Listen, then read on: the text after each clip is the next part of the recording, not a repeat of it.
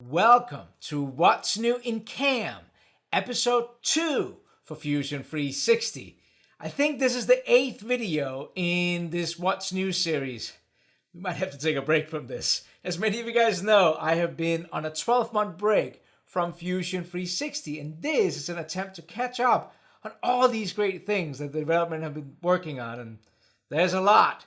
But we're trying to slow down, take it easy, make sure no man or woman is left behind. So with that, well, let's get back into CAM.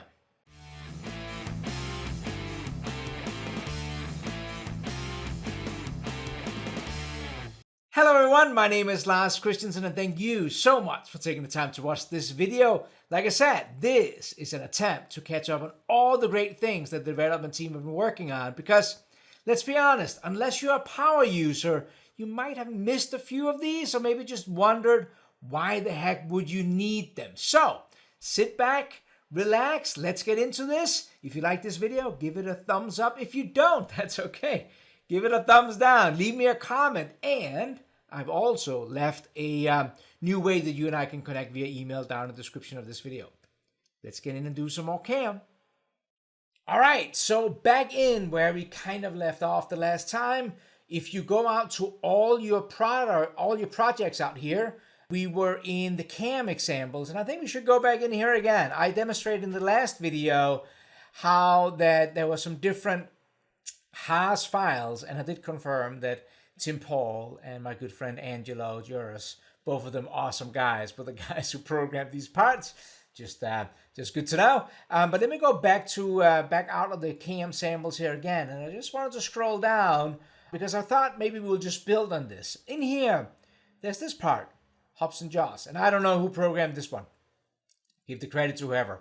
Let me open this part up here, and let that come up. And going in here, like I said in the last video, you will see that there is all the different toolpath in here. But you might ask yourself, okay, this is all great, but this is out in this CAM examples. How do I now take this and bring it in so I can play with it, I can work with it? Well, it's fairly easy inside of Fusion.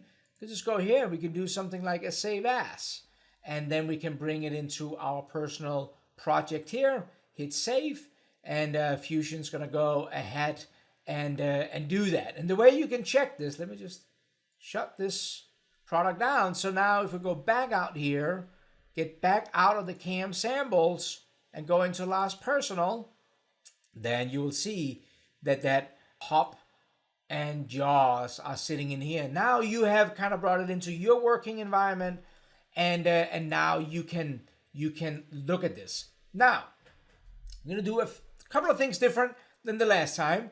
In the last What's New, I kind of like went through 10 items that was new, and I kind of just stopped after 10. It was like, okay, long enough video.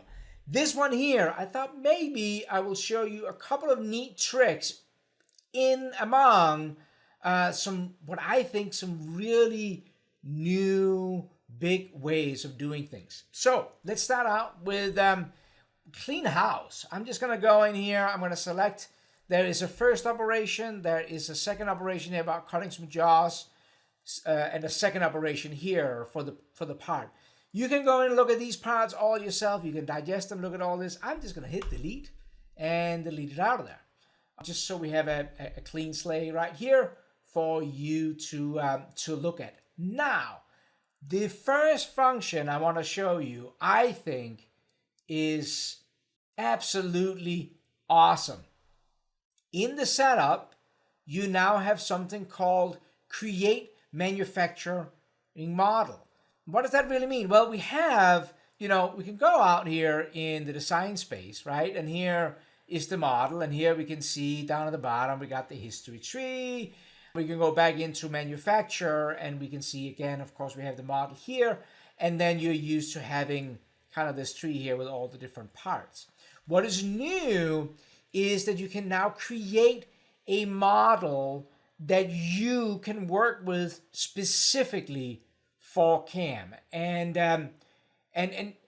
I think most people who have done extensive CAM have tried at some point where you get a model from a customer and you want to do something different to the model to be able to cam it, and now you don't really want to mess with that design model. That's what this does. So it's found right underneath setup. Let's click it, create a manufacturing model, and pretty much what Fusion is doing right now is it's kind of creating, its own manufacturing model right here. And if we right click on that one, we can click edit. Now this is where things gets cool. When you click edit, you now get what you think for a second you maybe are in the modeling or design workspace, because you see you have surfaces, there's tools up here, there's commands we use to, and then there's these other extended commands up here, and you can find those in different spaces within Fusion, like simulation and other places. But check this out.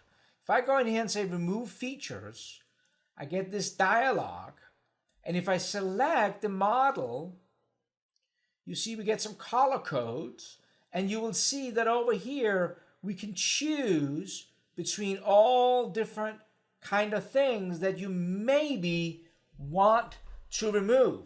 And you can actually control on the slider here how aggressive or kind of like with a feature size.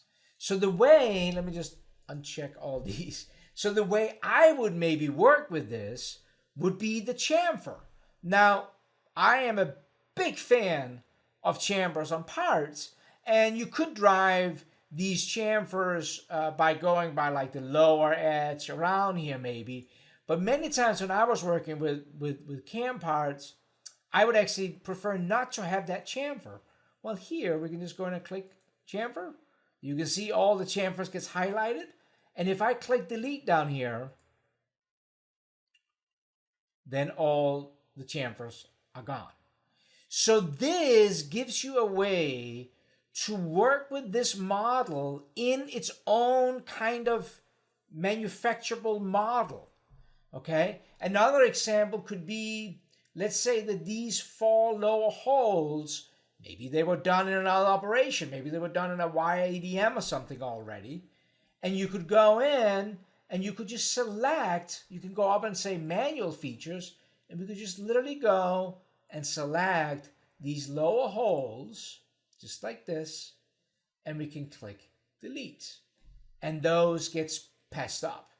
Now, it's not that you couldn't do this before in the modeling environment. Like many times, what I would do was I would just create a copy of the original body and call it machining body, and then I would go in and do these things with direct edit myself. But here is where things really gets interesting in here, because not only are we still in the manufacturing workspace, we have a history of this, but of course, if I go back to the design workspace, you will see that nothing have changed in here. So the designer who maybe have modeled this part, or you got it from a customer, there's nothing in here that would make you think that anything had been edited, right? And that have always been kind of the fear. We go back into the manufacturing workspace, you will see that we get our model up here that with those features removed as we have worked with them.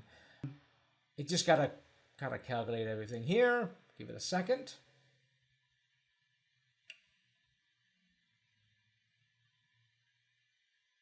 All right. So it creates that model. And again, you will see that when I'm out here right now, you're like, well, wait a minute. Now I got all the different cam tools. How do I get back to that again? You just right click on the manufacturing model. So the first step when you got to create one, is hitting setup, and you'll find it there. When you have it, and of course you can create multiple, but when you have it, you right click and hit edit, and you now are in that workspace. The next one will let you remove faces. So it really just works just like remove face would do in a direct editing thing. So if I click on this thing here, it will remove all those 20 faces that is associated with that face. I click on that, and it closes everything up. Now, of course, this is parametric, just like we would think. So if I scroll back down here, it's back, right? So you have these functions. Let's right click and just Hit deletes, and we're back there. The next one here can actually replace primitives. And what that means is if, I'm using my weak imagination here, but like, let's say we had this part on a big tombstone and we maybe wanted to replace some of these parts with just like primitive shapes. We could go in here, and if I select this body, you can see how it's kind of like just going to create a box that would cover that part as a primitive shape. I'm not quite sure when I would use that, but it's in there for you when you want that. So this, I think this is awesome, this manufacturing model. And to get out of it, just hit Finish Edit, and you're now back into the CAM workspace with that model, without the chamfers and without the holes. I think that's pretty cool. That's definitely one of those rocking cool functions that I think many people can find. I'm thinking like when you're getting castings, for example, you know, those you always had to go in and modify and change and things like that. All right. Next, let's start throwing some toolpath on this one, and I'm going to go in and create a standard setup. I'm just going to take a second here and show you how I normally do setups. And I know there's nothing new I'm going to show you here, but just because people normally always appreciate that. And you can see here that it kind of like defaults on top of the part, but it's great. Let's flip it around and say we don't want that, because that's always so easy, right? When I do a tutorial or a video and then everything just works the way you want it. Let me just go through how I do the setup 99.9%. Actually, you know what? I think it's actually 100%. Start from the top, work down to the work coordinate system here. I always select Z and the axis. I don't know if, I can't recall ever needed anything else, okay? I'm gonna select that option. And when you do that, you get some different menus. And let's start from the top and work our way down. So we selected that. Next, we're gonna select the Z or the Z axis and what is perpendicular to. And I will select normally the top face. That's gonna be a face. I'm gonna click on that. And you will see that that moved the Z axis up like that. Now you can flip it upside down. This is just gonna set the direction of the Z axis. Okay, whatever you want the Z axis direction in, you can flip it. Now the next one is the one that I think some people somehow gets a little bit confused about, and that is the x-axis, y-axis. Like right now you will see that I have the y pointing this way, and normally you want to have the y pointing towards the back of the machine, the y plus, if you're doing like a horizontal machine. So you have this next command, so we just set the Z or the Z. Next one is the x-axis, and I normally do either an edge or I can use the coordinate or the origin for that. Let me show you first as an edge. If I go down and I select this edge right here, see that? Like completely wacky compared to our directions right now. Click on that. You will see that that points the x-axis along that edge I just selected. I can, again, flip it, whatever you want. Okay, let me hit the little X to X out of that and get back to normal. The other option is to go in and find your origin. Now, for some reason, on this file, the origin is sitting all the way over here, but that doesn't matter. We can still use these axes up here to direct the x-axis. So if I, again, have nothing in here, but I go and select this, you will see that now I have the x-axis the way I want. You could also go in to the, you could go in and sketch some geometry. Let's talk about that. So when we have selected our direction, next we can select where, so we've just placed the Z and the X direction, but not necessarily where we want to pick up the part. If we want to pick up the center of this part, then we are exactly where we want to be. But if we follow this diagram, next we can choose here to select between stock box point or select a point. That's the two I do. Stock box point or select a point. Stock box point just means that we have the kind of stock defined here, and that's all controlled on this yellow tab up here. So if I choose to select this corner up here, I click on that in this section, and it will do that. But I could also go and say select a point, and I maybe wanted to select a hole that was already in the model. Now, if I do this, you will see that it placed it at the hole location, what is great. But somebody's going to tell me, yeah, but I probably, since I haven't machined this part yet, I actually want this origin to be at the same level as our top of our part. I agree with you. So let me show you what you can also do. You can use sketch geometry. So I'm going to go ahead and say okay for now and come back to this. Hit okay. So I'm just going to accepting it for right now. Let's go back out to our design environment. And in here, we can create a new sketch, right? We can create a sketch up on the top here. And then we could hit P for project, and we could select that hole right there. Hit OK. And now that hole, that hole resembles where my pickup point is because I used that there. Hit that. Let's go back into our manufacturing model here.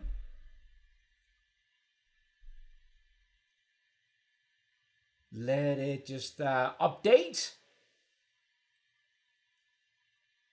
It's my old Dell Precision working. And uploading graphics. There we go. And now you will see that we projected that. Actually, ended up projecting the whole face, not just the circle there. That's okay. So now we can go in and edit that setup. Right click, hit edit, and we will see that, you know, our origin is sitting down here. Well, I'm just going to go and select it right there, and now we placed our pickup there. That is how I do it every time. Let me turn the sketches off.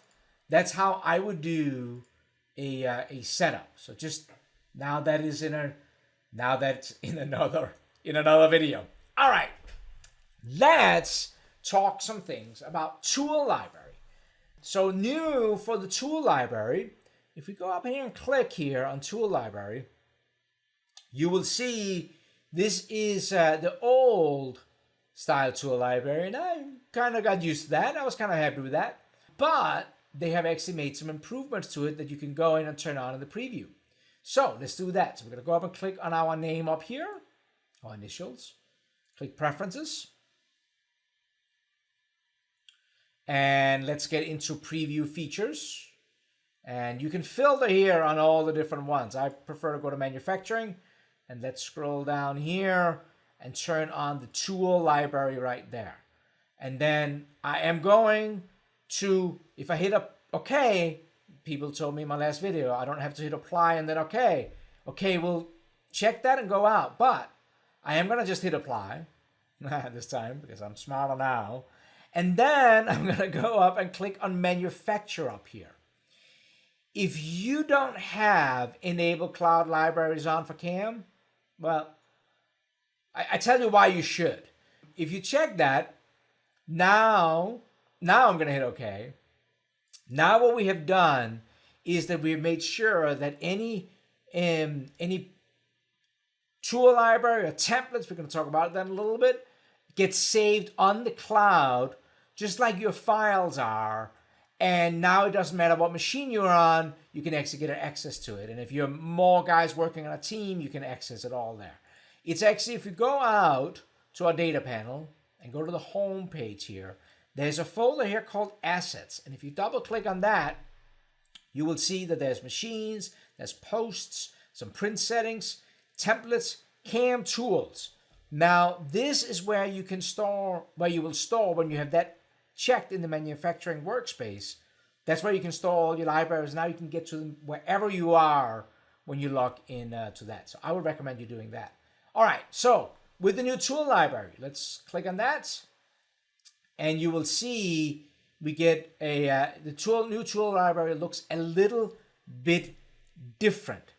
My first favorite in here is that it now shows you a section for the setups. Now we have setup 4 that we just created here, right? And actually, let me just slow left click, because it's setup 4 because I deleted the 3 other ones out that was in there. But actually, we want to call this setup 1 now, I think, right? Going forward. So there you go. Call it setup 1. There's nothing in here. This is one of my favorite things that they've added in this new one. I know it's not a big deal, but for me, it's the small things. And you can as we're creating more setups, you can filter over there. Now we added that enable cloud, what now shows me my cloud library, and you will see that up there I have one for some MDF that I ran on my Stepcraft up here. So I want to show you a couple of things in this new library, but I also want to show you a couple of different ways that you can get tools in here, because it's always kind of hard when you're starting out with nothing. So what I normally do is I will go up to the cloud here and I will create a new library, and let's call this, I don't know, shop tool library. Very innovative of me. Now, right now, when I click on that, nothing exists in here. What I normally do is I will normally, so like when you saw these MDFs I had in here, what I would normally do is I would actually go in and find the tutorial tools, either isometric, depending where you are. And in these tutorial, by the way, there's some really good new filtering up here I like to use. So we can say milling, and we could say flat end mill, and it would filter that down. And then what I will do is I will select the end mill that I want to copy from the tutorial into my new shop tool library. So I can just select this 16 millimeters, and we can go up here and we can say copy. Then I can click on my shop tool library, and now I can say paste. And I just brought that from the tutorial metric.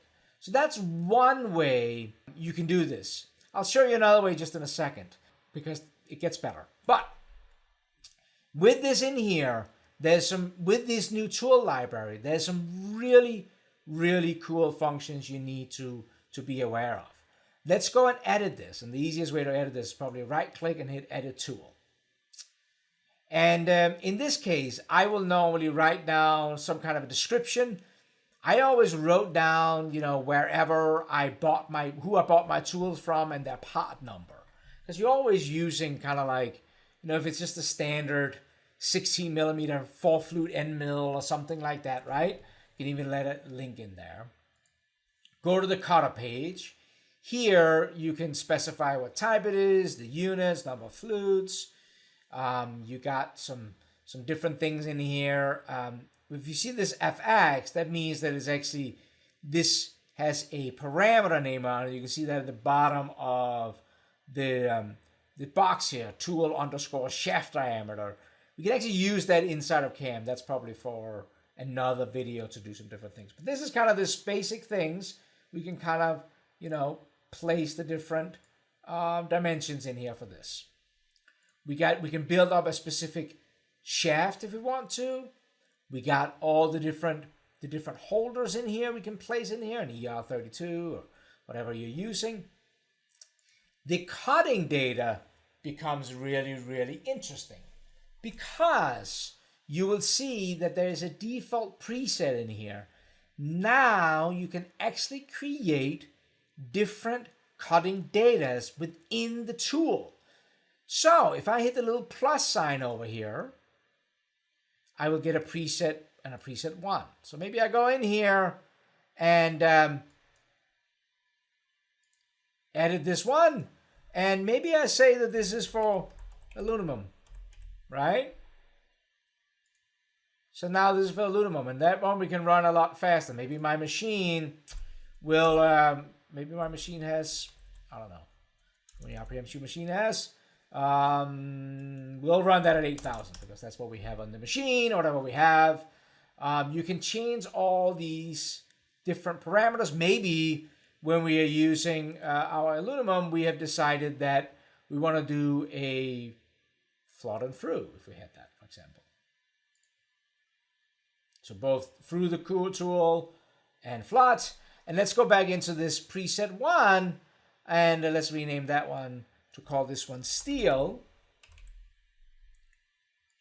And then maybe we're running this at a lower cutting data. I'm just changing it to 4,500. And that one we're only flooding, right? We use that. You can see how you can change all these different things in here. So we created these two different parameters in here, right? A different spindle speed and coolant. I'm going to hit accept to that. Now here's something really cool. When you're selecting that tool in your shop tool library, look at this. You can actually, right in here, pick one you want to use. And it actually gets better than that because you can do this as you're programming your parts. So with this tool selected, let me just show you that if we go in and say we're going to do a adaptive clearing on this part, click on adaptive clearing. I'm going to go ahead, I'm going to select my tool, and I'm going to go into my shop tool library here. I'm going to select this one. Now here, I could choose, do I want the aluminum or do I want the steel? And I probably would forget. We're going to select aluminum and click that, and you will see that we get the aluminum preset in here. But of course, as you've already noticed, you can actually also click here, and you could now select the steel one we have in here. And you could have as many different kind of outlines in here for your different tools. Because let's be honest, for most people, you use a 16 millimeter end mill for flute. You use that in different materials, but at different speeds. Now you can actually catch them in here. I think that itself is super, super cool. That really excites me that we can do that. All right, I'm going to hit OK here and let this toolpath generate. So there we go. Now, another thing I wanted to show you, I'm going to go back into the tool library, and I like to access it up here now. I don't know why. But we can do better than that, just in case you didn't know this. Because sitting here and bringing these tools in here, using the filtering and build up your library can be a little time consuming.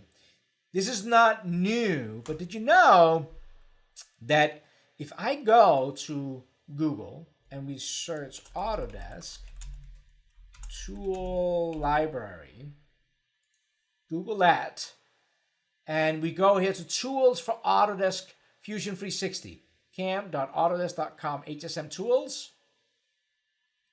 Did you know that we have all the tools for Harvey end mills, helicals end mills, specialty profiles? Haas tooling is in here. There's all kinds of tool holders, Datron, probes, Amana if you're doing, like what I'm probably using for the Stepcraft and stuff like that. All this stuff in here. Go and check that out. So what we can do, let's do the helical tools for Fusion 360. I'm going to click on that, and you will see that now it gets downloaded into my downloads folder right there. Helical solution end mills. JSON was the one we just downloaded. Now if we go back into our library, click on the cloud library here, we can actually import that right up here. So I clicked on the cloud library. I'm going to click import. I'm going to go to that download folder. There it is, the one we just downloaded. Hit OK. And now we just brought in all helical solutions end mills. This is now in my cloud for anybody to use. And I can now start filtering down for whatever kind of tool helical have. Just flat end mills. Look how many they have in there for flat end mills. You can, of course, also go in and filter down for a size. So maybe we do 10. Oh, 10 inches. That's not a thing, huh? Can we do 10 millimeters in here? I don't know if we can do 10 millimeters. We can do that, and then it converts to 39. Perfect. So here we will see all the... I didn't know that, but that works. We can do that. Another thing, just so you know, that you can also go up here, and you can actually now change whatever you see up here. So if there's certain things you rather want to do, maybe you decide to add descriptions at your tools. Maybe you want to know, the brake control. Brake control. Let's go back into that tool we just did before. See, it remembers what I said in here, so it doesn't see. There it is. I had to cancel out of the search term here. If I go in here and edit a tool, I want to show you one more thing. So we talked about we could change the cutting data to steel and aluminum in the post-processor tab. Did you know that in here you can change if you want a manual tool change on the tool, or if you want brake control. So if you have a probe on the table, you can check that in the post-processor. That's something I get questions about from time to time. So my point is that you can filter out all these different tools here. All right. With that, we have one toolpath in here. Another thing I thought I would share you a little trick. Now we're still at it here, and we're programming this part. We added the additive here. Another thing that I've gotten question on is about facing a part. Now the facing command is up here, but some people say, well, yeah, but what if I wanted to face a part like the way we do 2D adaptive? How do you do that? Let me show you how you do that. So let's go here and click on the 2D adaptive clearing. And the way you can face up a part, so let's go, we have the tool selected, the same tool we just used before. You go into your geometry, and if I select the top face, you see here that we get, I don't know what this is, like a clover or something shape.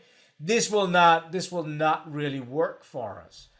But if we go and check stock contours, we don't even have to select anything. It's going to use the stock contour to drive this. Let me hit OK and show you what we got. See that? Now, if we go in and simulate this, you will actually see that we get an adaptive facing off operation. This, I like to use this. When I used to work at Reordering, I would normally use like a fly cutter, but honestly, with this 2D adaptive facing operation, I probably actually would rather have that just because I know it's a constant step over. That reminds me, while we are in here, now, it normally is always on all toolpath. In this latest version of Fusion, it will now remember what you set this to from the last time. So you don't have to go in and check tail, stock, whatever you do every time in the simulate. That will be remembered. Also another thing, just in case you didn't know it, many of you guys probably know, you can also now, this is not new, sorry. Let me rephrase that. You have always been able to, for so long as I remember, be able to just right click and drag an operation and reorder. So we get our facing operation first, and then their second operation second. So what we have now, we have a adaptive facing. You just learn how to do that, 2D adaptive. And we have a 3-axis here to rough this part out here. All right, one other trick I want to show you. I know this video is getting a little long, but I get fairly often requests on, all right, so you faced off the part, you roughed the part, how the heck do you finish, if I want a toolpath, a contour toolpath to go all the way around this part, how do I do that? So, let's do that. I'm going to go in and select the 2D contour for that. But as you probably, let's go and change the tool. Let's go here and select, and let's go into our helical tools. I am going to use my cool filter. I'm going to select the flat end mill, select diameter, and we just learned before that I can just say that, so I have this in inches, but I could just say I want to do this in 12 millimeters, and it's smart enough to make the calculation for me. Here is all the helical tools. Let's select one of these. Doesn't really matter for me. I'll select that. All right. On this geometry tab, you will see that Fusion is snapping to the edges. But what I want to do is I want to machine the outside. I don't really care about like all these cuts below here are messing up me selecting the whole chain. All right, here's the trick. Focus. Select part of the chain that you want, like that. Then go back and check it again. And now you get this little dialog here. And one is open, but in our case here, I actually want it to be completely closed. So I'm going to click the closed over here. And when I do that, Fusion is trying to close this. But as you can see, this is not the edge what I want. But what you can now do is you can walk around the way I want it to follow around the edge.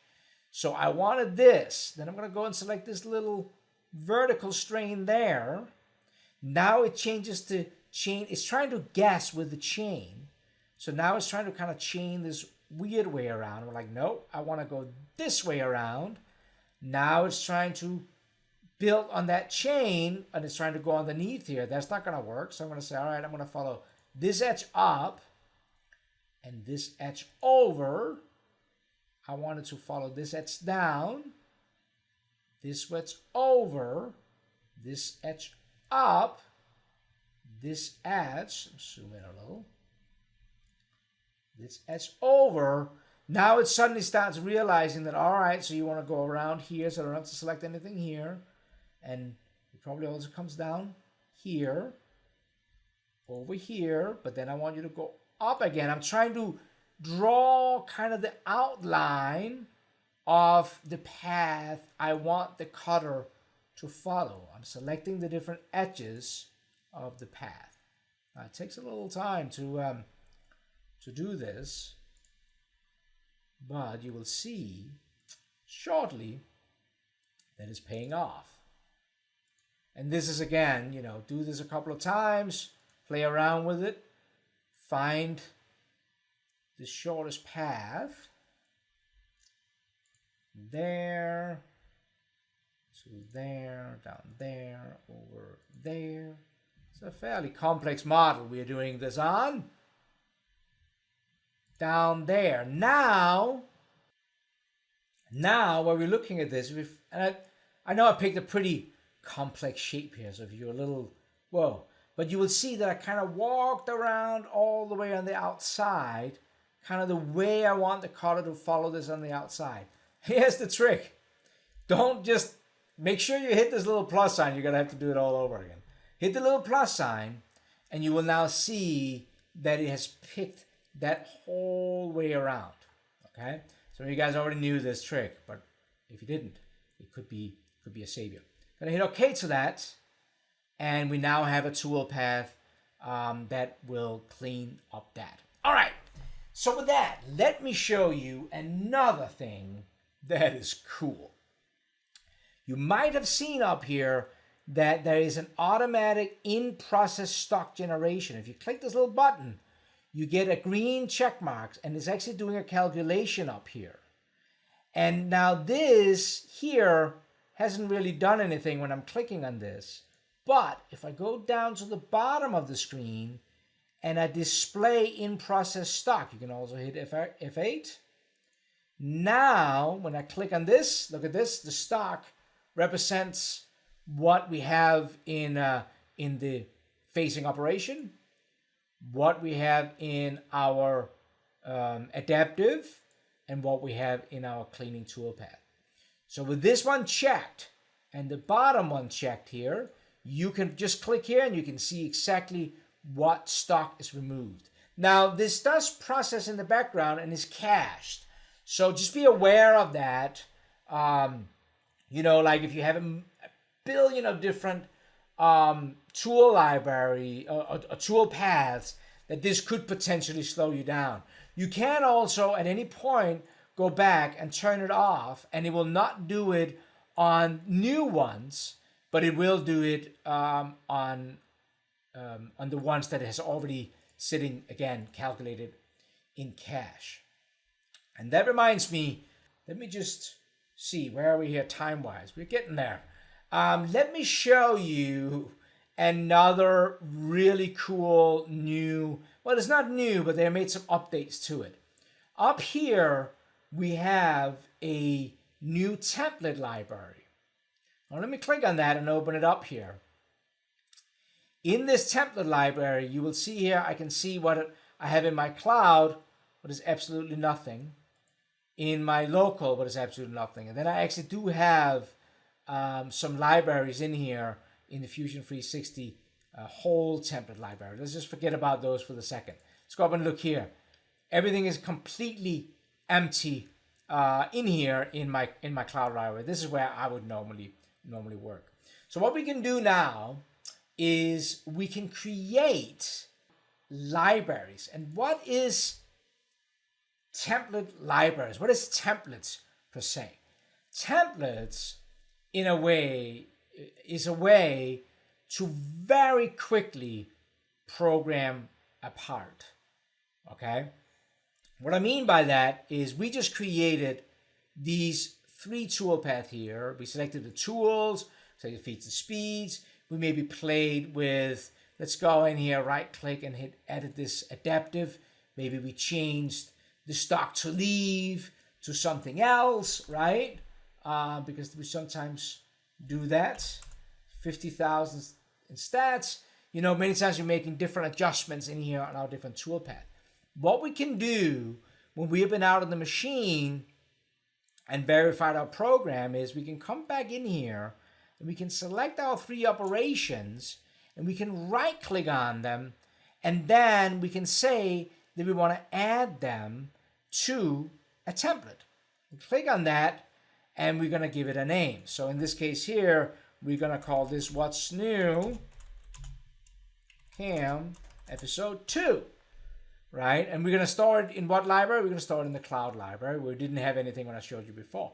I click this, we can do it at a description, right? Like this was from the hop and jaw model, for example, right? All right, nothing really fancy, but when we come to program another part, so let's go back over here and let's create a new setup. A setup on number 2 here, setup number 5. Now it's default, it's gonna leave it. What we can now do is we can right click and we can say that we want to create from template, and you will now see that that's What's New Cam is available. Or we could say we want to select another template, and it will open up that same manager I had opened before, and you will see that that template sits right in there. We can select that, and it throws all those toolpaths with the settings, with the tools, with the feeds and speeds in here, and all we have to do is right click, and we can generate these different operations in here and use them. So this one here is going to need us to select a face. That's why I don't want to generate, right? I'm going to select, just like I did the other one, select that face there. But it remembers the stock console was on. Right, now it's facing that operation. Number 2, let's right click on that one and say generate. So this is a way you can very quickly program a part and get some toolpath with feeds and speeds and steps over and everything that you already had in here. Now this one here, I also know that one, I'm going to have to go in and select some kind, because it loses the chain. I can now go in and select that, pretty much that same chain I did before. So like that, I'm going to go this way, up over. Select that. Right, so now we're kind of repeating what I showed you before.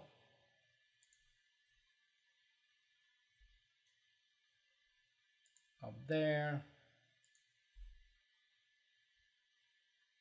I think that's the whole way around it. Hit the green check mark. Oh, actually that's not. I had some edges selected in there. That was wrong. I don't know if I can. I probably would have to reselect them.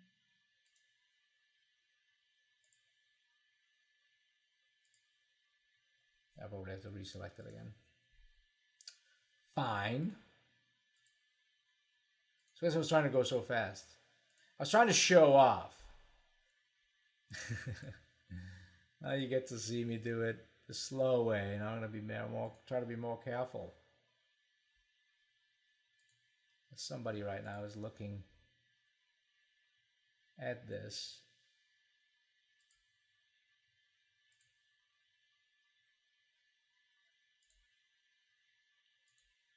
Select that around there, up there, over there. Should be able to select it down there. Did I get them all this time? This time I got them all. All right. All right, that's my attempt to show off. So we can select all these toolpaths. So the template editor up here is super great. Now, I know you said, all right, that was all great. You did that on this part here, but it was almost cheating. I could also duplicated them. So you're not gonna, call me names. So let's try to do something different. We could, if we really wanted to go out and make sure that we got something that works, we could go out and use that data set we used the last time. So last time here, if I open up this bottle opener, this is the part that Tim Paul did, this program for Haas, VF2. And I know that this program, Tim Paul ran this program. I think we ran it maybe at AU or something. I know that all the feeds and speeds and the step overs and all those things are set for running in a Haas VF2. I would totally trust Tim. I trust him. If you didn't watch last week's, you will see here that we have, so that's the soft jaws. Let's go down here. Operation 1. He did a facing operation. 2 facing operations. He did an adaptive that machined around there. Maybe a finishing toolpath. Another adaptive. Another finish. So what we could do was we could literally go in and say, I'm going to click on this. And again, you can do this. You have these cam samples. Click on here. Hold down Control. And let's select these 4 toolpath. Right click and say store as a template. And I'm going to call this Tim Paul's VF2 toolpath. Right? Save that in the cloud. We can give it a description. Cam samples. Hit save. Now, if I click on this template library, you will see we had the one we just created before. And then we have the new one from Tim Paul. So now, if we go back into this file we were working on, this hop and jaws, I could say I want to right click here and say go from templates, and this time I'm going to select Tim Paul's verified tool sets. And it remembers the tools and the step overs, everything. So if I right click on the facing operation and hit generate, you will see that his face cutter comes in, and if I simulate it, you will see that it's going to come in with the feeds and speeds that Tim programmed this with, and it's going to come in and face this part off. He had 2 step overs for that, right? So these templates and this template library editor here is going to make it so much easier to go in and work with this. Again, with the adaptive, we could go in here and say we want to use that one. Probably just generate it first and see if we get any results. We don't. So there's something in here Machining boundary, stock, that should be okay. There's some invalid heights here. Let's change this to top model. Change this to bottom of the model. Hit OK. See what we get. Right, you can see he's using the tool holder that Tim Paul used in that VF2. We just brought those templates in. And just to drive this this point home, in case I'm not that clear, let's go back out to my home here.